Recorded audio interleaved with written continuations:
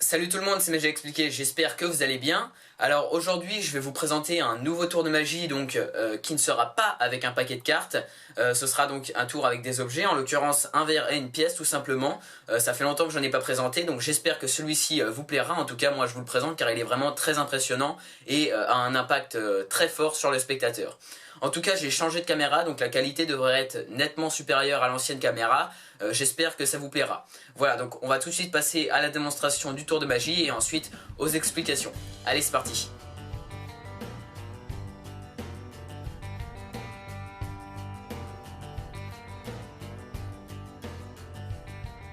Alors ce qui est bien avec ce tour, c'est qu'on peut le faire tout simplement n'importe où. Imaginons, je suis chez quelqu'un et puis je lui demande un de ses verres.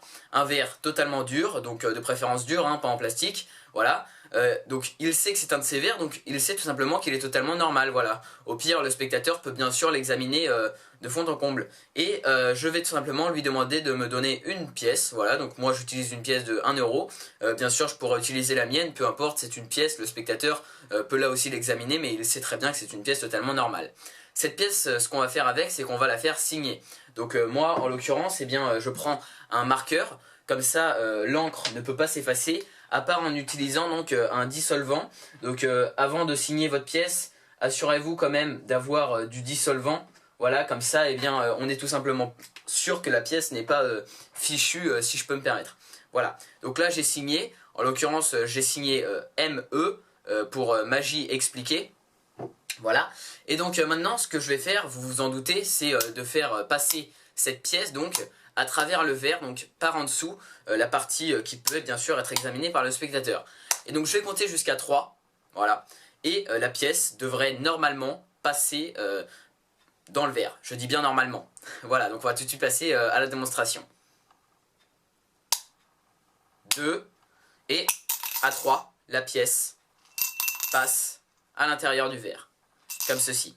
Et bien sûr, hein, donc mes mains sont totalement normales et je peux prendre la pièce et la regarder et le spectateur peut bien vérifier que c'est sa signature.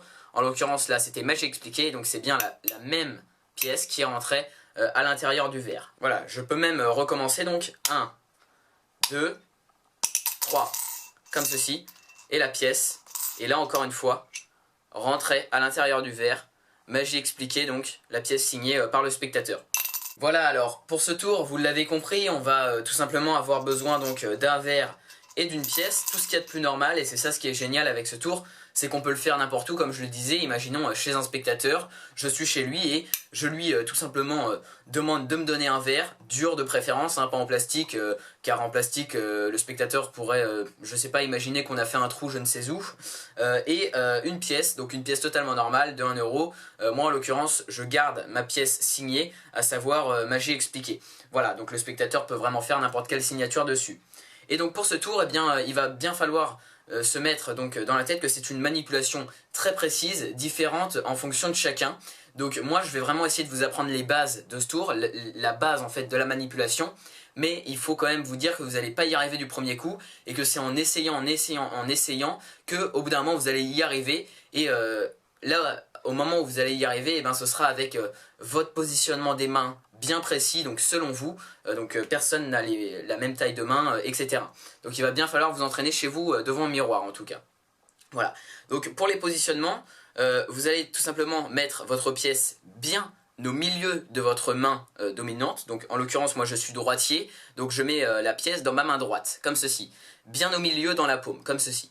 Et ensuite, au niveau du verre, il va falloir serrer donc vos 4 doigts, à savoir index, majeur, annulaire et auriculaire, que vous allez mettre bien en face du spectateur, comme ceci, légèrement penché.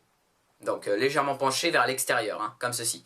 Et ensuite, de l'autre côté, forcément en parallèle, vous mettez votre pouce, comme ceci, pour tout simplement tenir le verre. Et il faut vraiment faire une courbe, donc avec votre main. Voyez-vous, là c'est une courbe, comme ceci. Comme ça, en fait, je vous explique le tour tout de suite.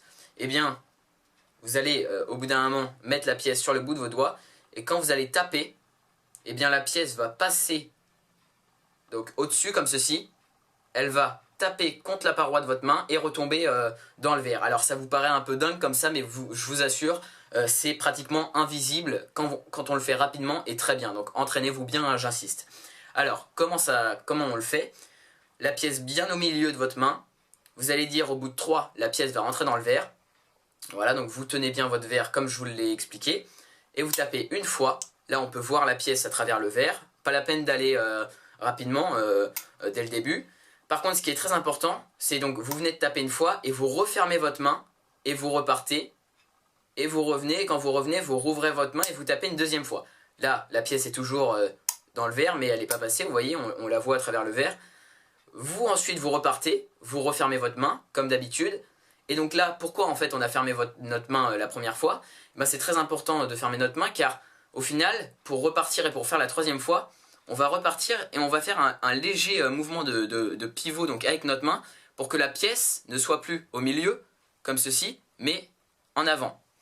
Donc vous voyez, la pièce est là, on repart, on ferme notre main, on fait un léger mouvement de pivot comme ceci, et on récupère la pièce, mais cette fois-ci avec nos extrémités des doigts. Donc il faut vraiment qu'elle soit à l'extrémité. Là, comme je ne suis pas dans une position idéale, j'arrive pas trop à la mettre aux extrémités, et puis j'ai pas envie de la faire tomber, donc vous voyez, comme ceci, il faut que la pièce soit légèrement aux extrémités, comme ceci. Donc ça, c'est un mouvement naturel que vous allez trouver tout de suite instinctivement. Voilà, donc elle est au milieu, deuxième fois, et vous repartez pour la troisième fois, mouvement de pivot, et vous revenez et la pièce est aux extrémités. Et là par contre il va falloir aller rapidement, comme ça le spectateur ne voit pas que la pièce est aux extrémités, et même s'il le constate assez rapidement, je vous rassure, ça va aller tellement vite qu'il va rien comprendre si vous maîtrisez bien la manipulation. Et donc là, très important, vous allez mettre vos 4 doigts de la main avec la pièce qui est aux extrémités, bien en parallèle avec la courbe de la main qui est dans le verre. Voilà, donc là je tourne, comme ça on voit un peu l'envers du décor, il faut qu'elle soit bien en parallèle, comme ça quand vous allez taper, avec le choc, ce qui va se passer, c'est que la pièce va partir, taper contre la paroi et rentrer dans le verre, comme je vous l'ai expliqué précédemment. Voilà, donc vous avez juste besoin d'une pièce, hein, comme je vous l'avais dit au début.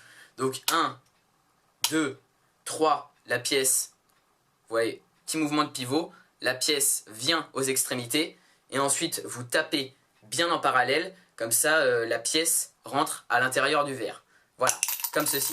Vous tapez et vous voyez la pièce, paf, passe et rentre à l'intérieur du verre.